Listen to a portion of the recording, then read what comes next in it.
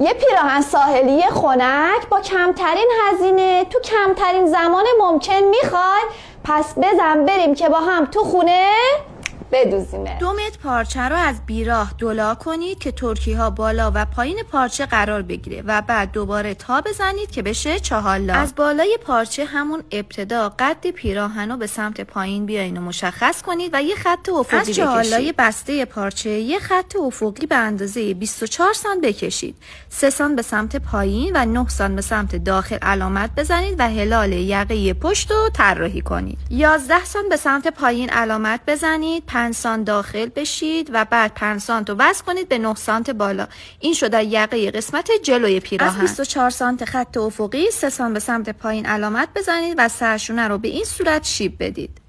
از خط افقی 26 سانت به سمت پایین علامت بزنید و بعد به صورت یک خط افقی 30 سانت روی پارچه رو به این شکل مشخص کنید و هلال حلقه آستین رو به این شکل طراحی کنید. از خط افقی بالا به اندازه 42 سانت به پایین علامت بزنید و به اندازه 28 سانت از 4 لای بسته یک خط افقی بکشید و بعد خط سینه رو به کمر متصل کنید. خط کمر رو ادامه بدید به سمت مقابل پارچه که دولای باز هستش. وسط سرشانه رو علامت بزنید. خط کمر هم 10 سانت به سمت داخل علامت بزنید و این علامت ها رو به این شکل به هم متصل